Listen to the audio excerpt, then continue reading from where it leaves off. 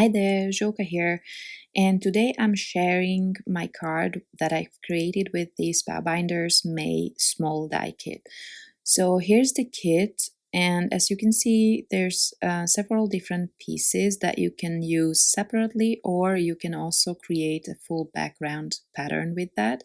I didn't place the bottom piece there, but you could cover a full A2 background with that. Okay, and this flower is from the large die kit this month, but I wanted to use it with this card, and I thought I could show you quickly or not so quickly how I stitch this, but it's very I don't know how to say, it's very straightforward. I don't even think you can do it wrong, but I thought I'll show you anyway. So this is what I do. I place a teeny tiny piece of washi tape there. As you can see, I have to use my tweezers because it's so tiny. I have to do this because the holes are large, and if I were to just put a knot on the embroidery floss, it would just not be enough, so it would just come through the hole. So this is what I do.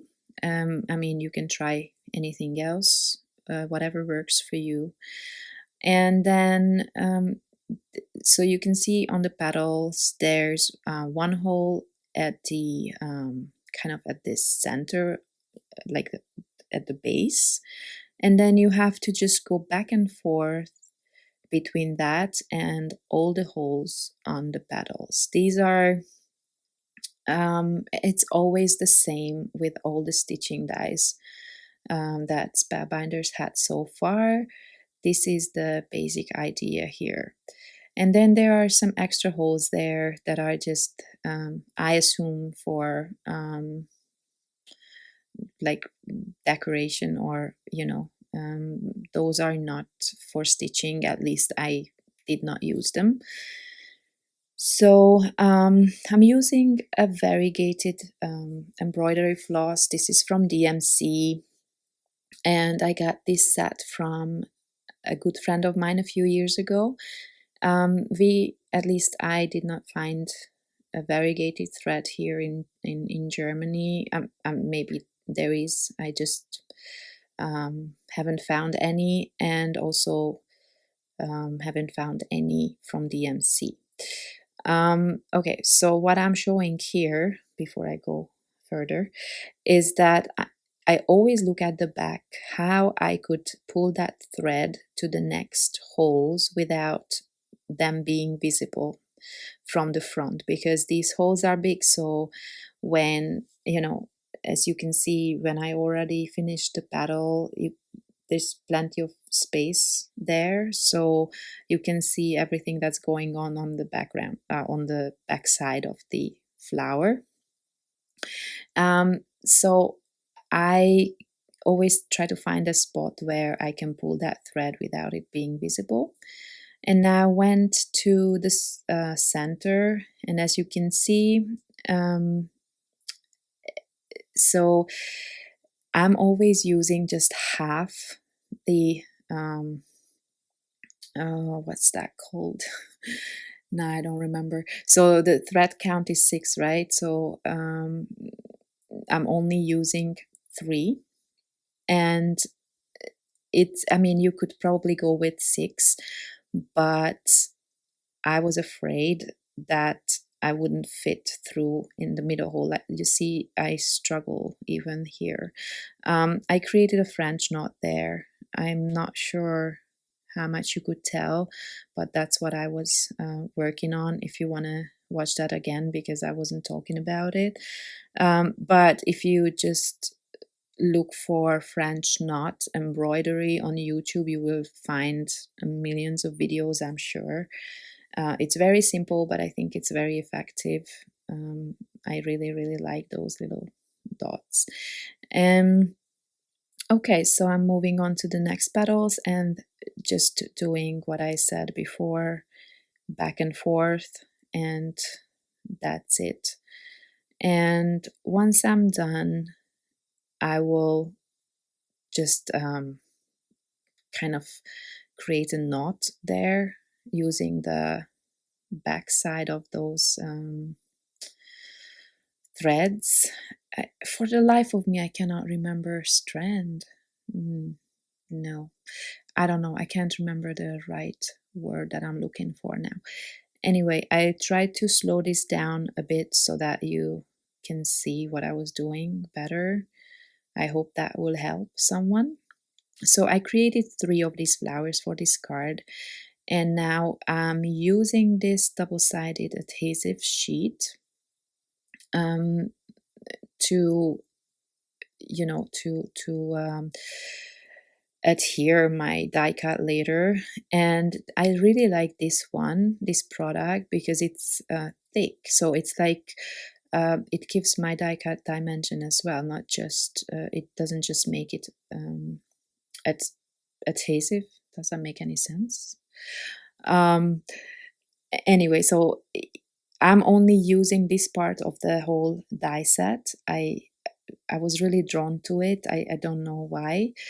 And I'm die cutting it twice from this adhesive sheet.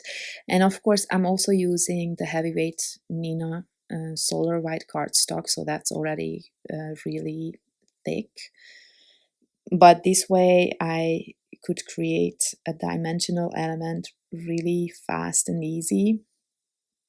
Of course, I have to now pull that thing up, so that takes a little while, and then I just glue it on top of the other one. I really I mean, I didn't really have this product for a long time, and then now that I do, I kind of forget it all the time because I'm so used to using just liquid glue to um, adhere a bunch of layers, but that is just such a tedious work, in my opinion. I'm really glad that I have this product now. It was just much easier. Okay, and then just to create something a little special in the background, I cut some strips, or yeah, strips of paper from various blue shades. Blue is my favorite color, and if I'm honest, I rarely use it on its own in card making anyway. I don't know why, but it is my favorite color. So yeah, I went with that today. I actually only knew that I wanted to use that blue variegated embroidery floss, but and that I wanted to create a blue card, but I wasn't quite sure what I'm gonna do with the background. I didn't want it to be just one color. I felt like that would be too simple. Um, yeah, so I just added these stripes. I will be honest, well, probably you can tell as well, they are not quite straight. Um, I'm not good at that. I think, well, there are dyes from various companies, I think, that cut these strips, but you can really easily cut these as well, just with a trimmer. But on the, especially on the right side, it's completely crooked. I try to select my strips in a way that they balance each other out, but that just didn't happen. But anyway, it doesn't quite bother me, so it's all good. It's just a card. And okay, so I'm now creating my card base, and then I will add the die cut on top, like just like you saw it. Okay, I didn't edit this out of the videos that you saw, that I had to trim that card base several times. I don't know, I have an issue with my trimmer lately, and I don't get a clean cut right away, not all the time. So sometimes I just have to trim and trim a bunch of times. Okay, so back to the card. yeah, as you can see, and I did not plan this. As you can see, that die cut is just about the same width as the strips of paper. I really did not plan this. So that's just a coincidence or a happy accident. And okay, so I'm doing here the same as I did in the card, or on the card in the other video with the large die kit, because I kind of like that look. Is that I die cut another set of flowers, and I did not stitch those. I'm just adding those as a layer, and I offset the top layer so that you can see the bottom petals better as well, and then it creates a more dimensional look basically. And for my sentiment, I'm just using one of those foiled sentiments that I always have on hand. And that's it. It's a very simple card. A friend of mine said it looks like Greece, but I wasn't inspired by Greece. I just wanted a blue card. Okay, so there you have it. I hope I could give you some ideas here. Thank you very much for watching, and I hope to see you next time. Bye bye.